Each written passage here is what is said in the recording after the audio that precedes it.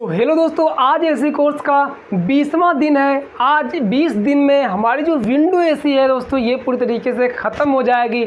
आज का जो विंडो एसी का लास्ट क्लास है और ये क्लास अब लास्ट है, मतलब कि विंडो एसी का लास्ट क्लास है। और आज का ये क्लास दोस्तों विंडो एसी के फॉल्ट और फाइंडिंग पे है। मतलब ये है कि विंडो एसी में अगर कोई प्रॉब्लम आ जाती है तो उसको कैसे सही किया जाए, कि प्रॉब्लम आखिर इसमें है क्या और उस प्रॉब्लम को पकड़ के उसको कैसे सही किया जाए, इस चीज़ पे आज ये क्लास है। तो चलिए दोस्तों, अब क्लास स्टार्ट करते हैं। यहाँ पे मैं आपको कहूँगा कि अगर आपके पास कॉपी और पेन ना हो तो आप उसको ले लें तो ज़्यादा अच्छा होगा, क्योंकि यहाँ पे मैं कुछ फॉल्ट के फाइंडिंग बताऊँगा, मतलब कुछ फॉल्ट के जो सलूशन है उन सलूशन को बताऊँगा, और वहाँ पे अगर आप लिख लेते तो ज़्यादा अच्छा रहता है। तो चलिए दोस्तों, अब मैं यहाँ पे आपको बताता हूँ कि कौन कौन से फॉल्ट आते हैं विंडो एसी में और उसको कैसे सही किया जाता है। तो दोस्तों चलिए अब हम लोग इस क्लास को स्टार्ट करते हैं। यहाँ पे देखिए, सबसे पहला जो हमारा फॉल्ट है कि विंडो एसी चल नहीं रही है। तो इसमें फॉल्ट ये हो सकता है कि विंडो एसी में सप्लाई नहीं आ रही होगी। सप्लाई ना आने की रीज़न क्या होगा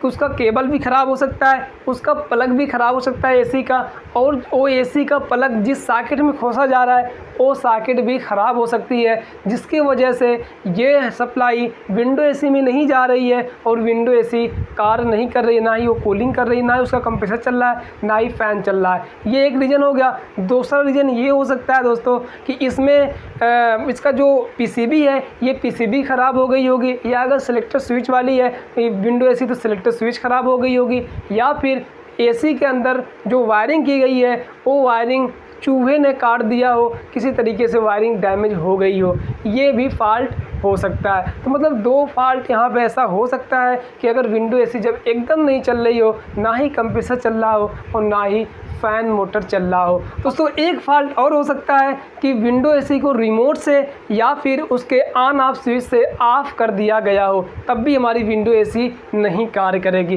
तो ये 3 फॉल्ट हैं, तो इसको आप लिख भी सकते हैं या फिर इसको आप माइंड में अपने सेव कर लीजिए। तो चलिए, एक तो क्लियर हो गया फॉल्ट, और दूसरा फॉल्ट क्या, इसको समझते हैं। विंडो एसी का फ़ैन नहीं चल रहा है, मतलब कि विंडो एसी का कंप्रेसर तो चल रहा है लेकिन उसका जो फ़ैन मोटर है ना, वो फ़ैन मोटर नहीं चल रहा है। तो अगर फ़ैन मोटर नहीं चलता है तो क्या फॉल्ट होगा, तो यहाँ पे देखिए दोस्तों, पहला फॉल्ट तो ये होगा कि जो फ़ैन मोटर है वो ख़राब हो गया होगा।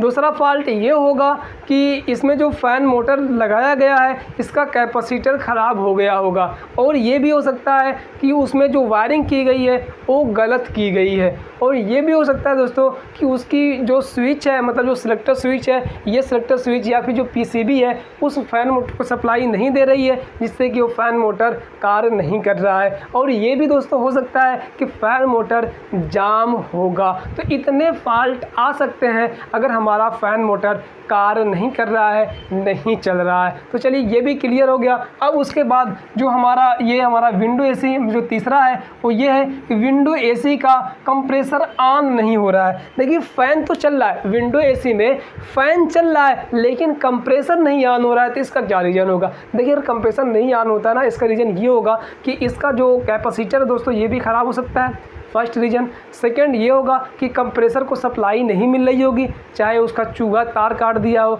या फिर उसकी जो स्विच है, उसके जो पीसीबी जो सप्लाई देती है उसको रिले वगैरह, ये ख़राब होगा। इसकी वजह से हमारा जो कंप्रेसर है ये ऑन नहीं हो रहा है। और एक रीज़न और है जो कि सबसे ज़्यादा आता है, वो ये है कि वोल्टेज अगर डाउन रहेगा दोस्तों, वोल्टेज कम आएगा, 200 वोल्ट से कम वोल्टेज आएगा, तो यहाँ पे भी दोस्तों जो यही होगा कि आपका कंप्रेसर स्टार्ट नहीं हो पाएगा, क्योंकि कम वोल्टेज पे फ़ैन तो चलेगा लेकिन कंप्रेसर स्टार्ट नहीं होगा। तो चलिए, ये वाला प्रॉब्लम भी ख़त्म हो गया, तीसरा वाला भी। अब आता है चौथा प्रॉब्लम। चौथा क्या है? विंडो एसी कम कूलिंग कर रही है, मतलब विंडो एसी जो है ना आवश्यकता से कम कूलिंग कर रही है। तो यहाँ पे मैं आपको बता दूँ, जो इसमें सबसे ज़्यादा फॉल्ट आता है कम कूलिंग वाला, वो ये होता है कि इसमें विंडो एसी की टाइम से सर्विसिंग ना कराने की वजह से, ज़्यादा डस्ट जम जाने की वजह से विंडो एसी के कंडेंसर और एवापोरेटर पे ये कूलिंग करना कम कर देता है। मतलब कूलिंग तो करता है लेकिन बहुत कम कर देता है। तो आप उसको सर्विस कर दीजिए,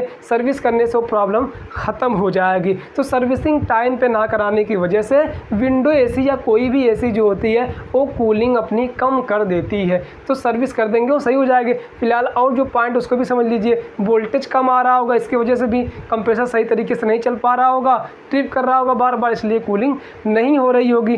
गैस का भी इशू हो सकता है कि गैस कहीं जाम होगी या फिर गैस जो है वो लीक कर रही होगी, गैस कम हो गई होगी, इसकी वजह से भी ये हमारी जो विंडो एसी है ये कूलिंग जो हमारी है कम करेगी। और दोस्तों इसका जो एयर फिल्टर है ना, हो सकता है कि जो एयर फिल्टर इसका है ये जाम हो गया हो, तो इसके वजह से भी ये कूलिंग कम करेगी। और जो इसका अगला सलूशन दोस्तों ये है कि विंडो एसी जिस कमरे में लगाई गई है वो कमरा सही तरीके से पैक नहीं है। अगर पैक ना रहेगा तो भी कूलिंग क्या है उस होल के ज़रिए से बाहर चली जाएगी, उस खिड़की के ज़रिए से बाहर चली जाएगी।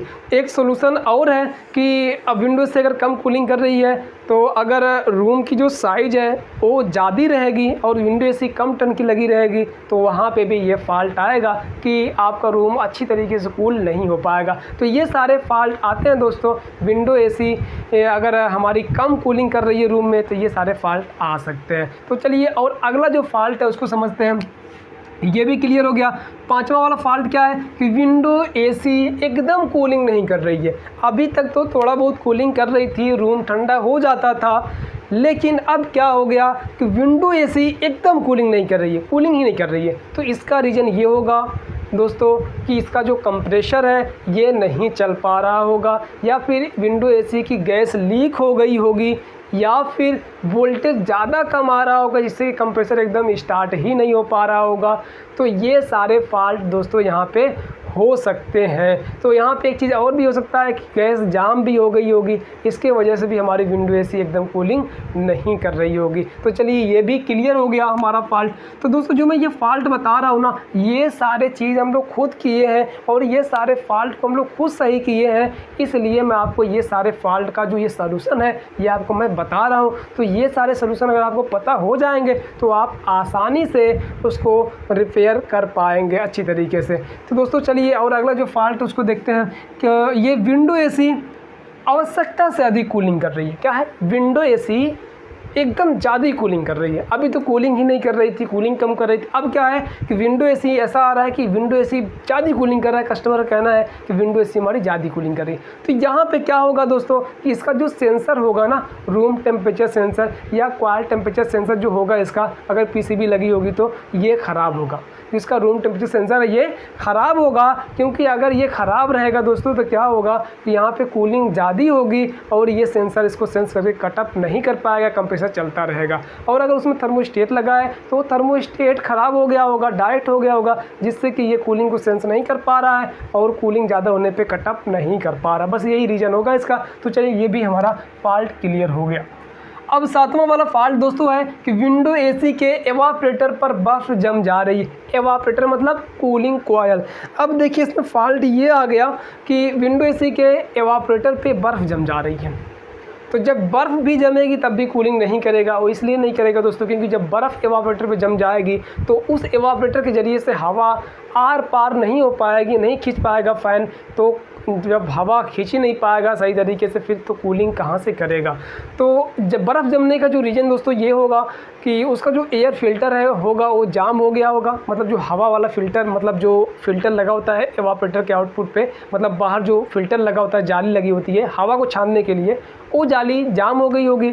या फिर जो उसका एवापोरेटर का फिन्स है, जो फिन्स बनी रहती है एलुमिनियम की कटी कटी, तो वो फिन्स पूरी तरीके से दब गई होगी, जाम हो गई होगी, या फिर उस पर डस्ट वगैरह की वजह से पूरी तरीके से जाम हो गई होगी, जिससे कि वो हवा को नहीं खींच पा रहा होगा फ़ैन, और हवा वहाँ पे आकर रुक रही होगी। वहाँ पे हवा बर्फ़ बन जा रही होगी, क्योंकि जब हवा ये खींचेगा फ़ैन मोटर एवापोरेटर के ज़रिए से, तो जब एवापोरेटर पे डस्ट रहेगी या वो पिचका हुआ रहेगा तो वहाँ पे हवा की स्पीड कम होगी, और जैसे ही हवा की स्पीड कम होगी तो वहाँ पे हवा बर्फ़ बन जाएगी, और वो बर्फ़ बन करके पूरे एवापोरेटर पे छाप लेगी, और जिससे कि एवापोरेटर पूरी तरीके से बर्फ़ से भर जाएगा। तो वहाँ पे आपको सर्विस करने की ज़रूरत है। सर्विस कर दीजिए अच्छी तरीके से, प्रेशर से, मतलब पानी से सर्विस को अच्छी तरीके से कर दीजिए, जिससे कि उसके अंदर जो भी कचरे हैं वो ख़त्म हो जाएंगे। और अगर फिन्स मुड़ी है दोस्तों तो उसको सीधा कर दीजिए, अगर सीधा करने लायक है तो उसको सीधा कर दीजिए, तो ये प्रॉब्लम आपकी ख़त्म हो जाएगी। तो ये रीज़न होता है दोस्तों बर्फ़ जमने का। सबसे बड़ा रीज़न ये है कि उसमें सर्विस ना करने की वजह से, ज़्यादा डस्ट होने की वजह से ये बर्फ़ बनता है, ज़्यादा ये होता है, और फिर फिन्स के मुड़ने से भी ये होगा। तो ये आपको समझ में आ गया होगा। तो चलिए ये भी हमारा जो फॉल्ट है ये क्लियर हो गया। और अगला फॉल्ट है विंडो एसी का कंप्रेसर बार बार ट्रिप कर रहा है।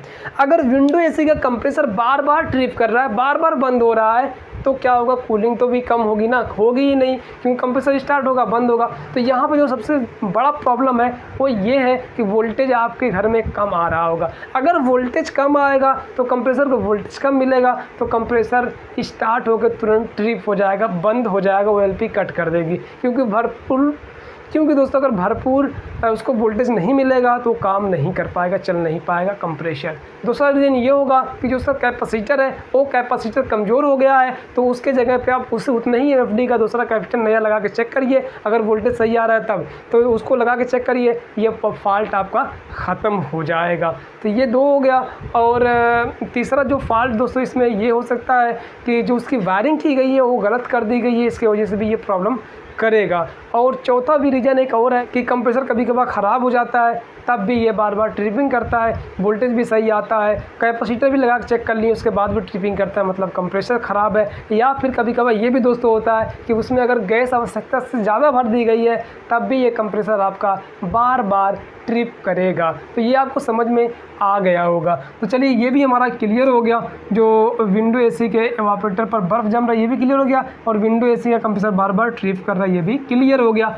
अब अगला है जो हमारा नौवां वाला जो फॉल्ट है वो ये है कि विंडो एसी में गैस डालने के बाद कूलिंग कर रही है, परंतु कुछ दिन के बाद कूलिंग करना बंद कर दे रही है। विंडो एसी में जब गैस चार्ज किया जा रहा है तो 10 दिन, 15 दिन, 20 दिन, महीना भर अच्छी चल रही है, लेकिन उसके बाद क्या होता है, कूलिंग करना ही बंद कर देता है। ये बहुत ज़्यादा फॉल्ट आता है दोस्तों, इसको समझिएगा ध्यान से। इसमें जो प्रॉब्लम है ना, ये 90% ये हो जाता है कि इसमें माइनर लीकेज रहता है।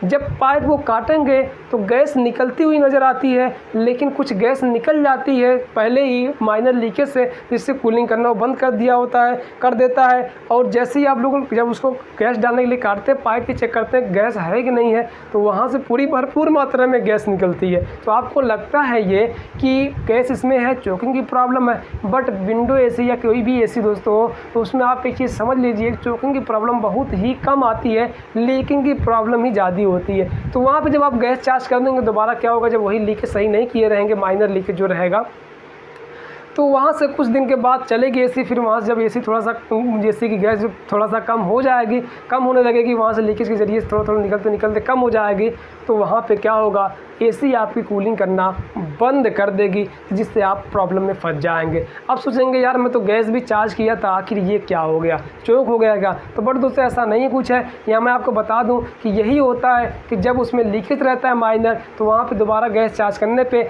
5 दिन, 10 दिन, 20 दिन, महीना भर कभी कभार अच्छा चल जाता है। फिर उसके बाद क्या होता है, गैस निकलने के बाद फिर वही प्रॉब्लम कर देता है, सिस्टम कूलिंग नहीं करता है। तो वहाँ पे दोस्तों इस अवस्था में आपको चेक करना होगा कि विंडो एसी में कहीं आपके लीकेज तो नहीं है। तो यहाँ पे इस अवस्था में आपको ये करना होगा कि उसमें 24 घंटे के लिए प्रेशर डाल करके 300, 350 PSI या 250 PSI प्रेशर डाल करके छोड़ देना होगा विंडो एसी को।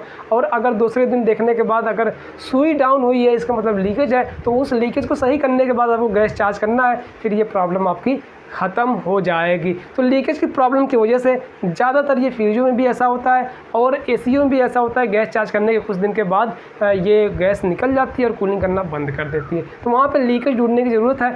अगर दोस्तों प्रेशर डालने के बाद दूसरे दिन देखें आप और वहाँ पे लीकिंग नहीं है हमारे विंडो एसी में, तो वहाँ पे दोस्तों क्या होगा कि हमारी विंडो एसी चोक कर रही है, उसकी कैपेसिटी चोक हो गई होगी, हल्का हल्का होते और धीरे धीरे कचरा जाते जाते वहाँ पे चोक हो जा रही होगी, जिससे कि आपकी जो एसी है वो कूलिंग करना बंद कर दे रही है। तो चोकिंग की प्रॉब्लम तो बहुत कम उम्मीद है, लेकिन ज़्यादा उम्मीद यही रहता है कि लीक रहता है माइनर, उसको हम लोग समझ नहीं पाते हैं और उसमें गैस डालते हैं तो कुछ दिन चलता है, फिर उसके बाद कूलिंग करना ये बंद कर देता है। तो ये सारे फॉल्ट दोस्तों आपको अच्छी तरीके से समझ में आ गए होंगे कि आखिर विंडो एसी में ये सारे जो फॉल्ट हैं ये कौन कौन से फॉल्ट आते हैं और उसको किस तरीके से सही किया जाएगा। और देखिए और भी फॉल्ट है, मतलब विंडो एसी आवाज़ कर रही है। तो अगर विंडो एसी से आवाज़ आती है ज़्यादा तो इसका मतलब है कि उसका कोई स्क्रू या नट ढीला हो गया होगा विंडो एसी में कोई किसी जगह का, जिससे कि वो आपस में जो मेटल्स हैं, जो धातुएं हैं, वो आपस में टच कर रही हैं, जिससे कि वहाँ पे कंपन हो रहा है और वहाँ से आवाज़ आ रहा है। और फॉल्ट ये भी हो सकता है कैपेसिटर जो बार बार ख़राब हो रहा है। क्यों? मतलब कि जो एसी में कैपेसिटर लगा रहे हैं वो कुछ दिन चलने के बाद ख़राब हो जा रहा है। तो इसका रीज़न दोस्तों ये होगा कि लाइट कम ज़्यादा आ रही होगी, या फिर जो आप उसमें कैपेसिटर लगा रहे हैं वो कैपेसिटर कम MFD मतलब कम पावर का लगा रहे हैं, जिससे कि वो जल्दी जल्दी ख़राब हो जा रहा है। तो और सारे फॉल्ट दोस्तों, अगर कोई और भी फॉल्ट आपको समझ में आए तो उसको आप लोग कमेंट करिएगा, मैं उसका आंसर आपको दे दूंगा। तो इस तरीके से दोस्तों आप अपने फॉल्ट को फाइंड कर सकते हैं और उसको सही कर सकते हैं। तो बस दोस्तों आज के लिए इतना ही। तो विंडो एसी कंप्लीट हुई। अब हम लोग सीखेंगे स्प्लिट एसी को, कि स्प्लिट एसी कैसे रिपेयर करते हैं, क्या क्या पार्ट उसमें होते हैं, कैसे गैस डालते हैं, कैसे उसमें रिकवर करते हैं, क्या करते हैं, ये सारी चीज़ें हम लोग भी स्प्लिट एसी के बारे में भी अच्छी तरीके से कुछ ही दिनों में सीख लेंगे। तो बस आज के लिए इतना ही।